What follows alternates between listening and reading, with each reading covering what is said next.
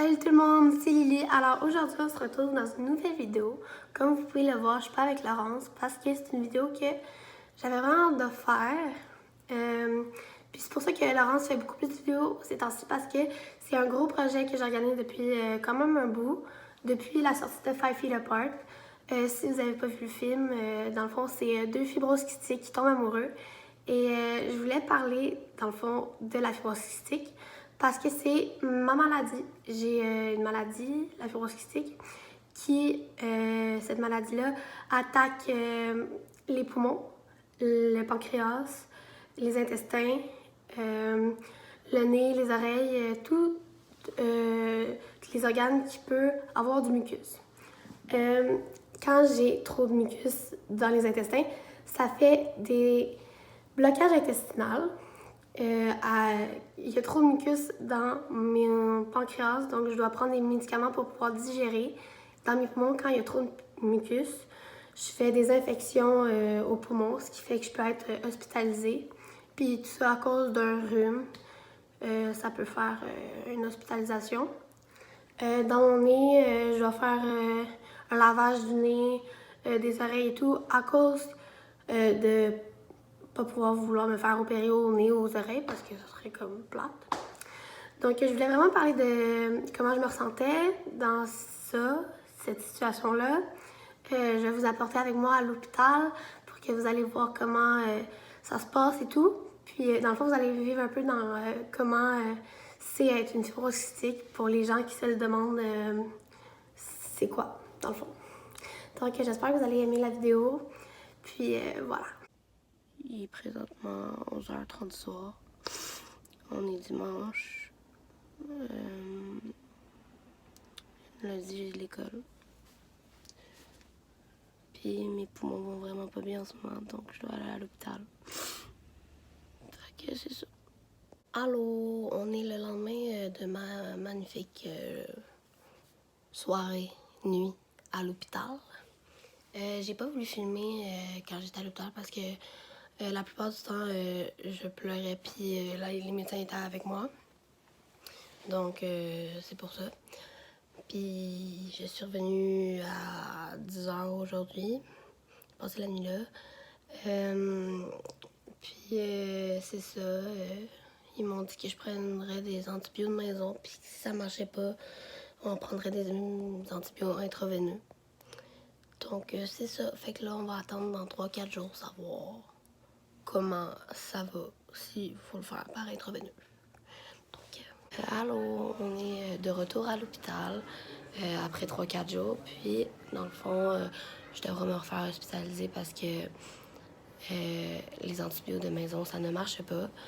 Donc, je dois le faire par intraveineux et voilà. Salut tout le monde, donc je viens de revenir de la salle d'opération. J'ai été me faire mon PICC line, qui est sur mon bras. Dans le fond, ça c'est pour... c'est un intraveineux qui te rentre dans le corps pour pouvoir donner les médicaments par intraveineux à la maison. Comme ça, je peux ne pas rester 2 semaines à l'hôpital. Ils pensent pouvoir me faire sortir demain. On le sait pas trop encore. Mais c'est ça. Fait que je vais vous montrer un peu c'est quoi la chambre. Donc, premièrement, il y a mon lit. Puis, ouais, ça, c'est la petite bonbonne d'oxygène. Il y a le lit à ma mère. Il y a mes trucs là pour mon intraveineux. Il y a les machines, puis tout. Et il y a une salle de bain. Puis, voilà, la salle de bain est quand même chill.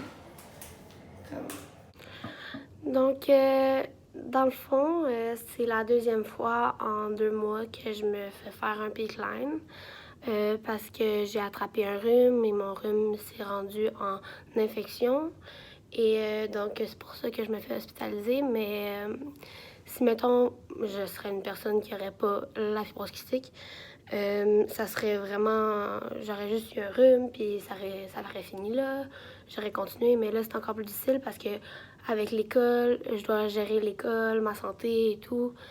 Puis, tu sais, des fois, les profs sont vraiment très exigeants envers toi. Pourtant, tu n'as rien fait, là. Mais, ouais, fait que c'est ça. Je pourrais dire que le moral, ça va. C'est pas... j'aurais préféré ne pas être là, comme tout le monde, tu sais, mais je suis quand même, je suis quand même correct avec ça parce que j'aime mieux me focaliser sur autre chose parce que je veux pas non plus être malheureuse puis toujours penser à ce qui va arriver, ce qu'il va faire ou blablabla. Juste penser à l'avenir puis de même pas juste penser au moment présent puis être comme peut-être que je suis à l'hôpital, mais en ce moment, là, il n'y a rien. Là, je peux juste être sur mon téléphone au lieu de me faire des prises de santé. Des petites affaires comme ça a fait changer les idées. Tandis qu'il y a du monde qui charge pour absolument rien. Fait que c'est ça. Donc, salut tout le monde. Je suis revenue de l'hôpital, ça fait 2 semaines. J'ai passé 2 semaines à la maison avec des antibiotiques intraveineux de maison. J'ai été l'enlever la semaine passée, jeudi.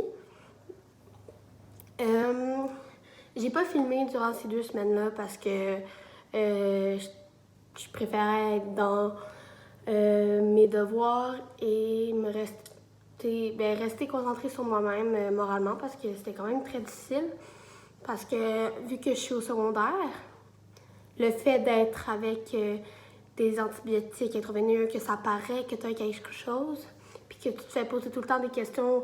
Ah, c'est quoi ça? Pourquoi tu as ça? Puis tout, ben je trouve que ça devient comme plate d'en parler et tout. Surtout le fait qu'on est rendu au secondaire, puis ma pochette pour transporter ces médicaments, c'est un sac banane, puis comme ça me tentait pas de me faire niaiser avec ça non plus. Puis vu que je suis au secondaire, comme je le répète, ça me tente pas de me faire niaiser là-dessus parce que les élèves deviennent de plus en plus méchants. Et ça me tente pas de commencer à devoir gérer ça en plus parce que on va une maladie, ça change ton mode de vie, ton moral, ça change tes pensées aussi. Parce que la plupart du monde qui sont normales, on pourrait dire, vont souvent se prioriser sur les petits riens. Par exemple, ils ont eu 80 dans leur examen. Ah, c'était pas assez, non, non, non, non, non. Mais mettons, juste pour eux.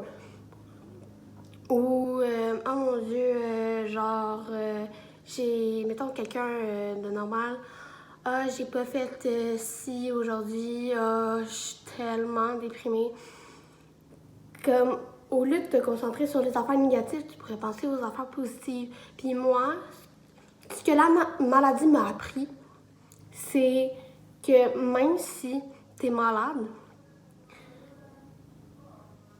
tes pensées sont devenues de plus en plus positives. Parce que tu veux voir le bon côté des choses, tu veux être positive, tu veux être contente parce que le plus de temps que tu vas être triste, ça va être à l'hôpital et tout. Donc le plus de temps que tu peux être contente, heureuse et tout, ben t'essayes d'être le plus pour pas que tu sois tout le temps négatif et de penser juste à ça. Comme tu sais, comme il y a de mes amis qui ont appris qu'il y avait des maladies cette année. Parce que ça a donné. Puis, vu que moi j'ai une maladie, ils sont venus me parler à moi. Puis, ils sont comme, je sais pas comment tu fais pour rester aussi forte là-dedans, je comprends pas. T'es tellement forte, tu gardes le sourire malgré tout. Oui, je garde le sourire parce que moi, je veux pas faire une dépression à cause de ça parce que je suis dans mon adolescence. Je veux être fière de qu'est-ce que je suis, même si j'ai une différence. Je veux être contente, profiter de ma vie, même si je peux pas tout faire. Parce que ça limite mes activités physiques, surtout. Parce que ça fait que ça m'essouffle très vite, puis je peux pas tout faire non plus. Parce que j'ai beaucoup de traitements aussi. Mais tout ça fait que, genre, je veux juste être heureuse.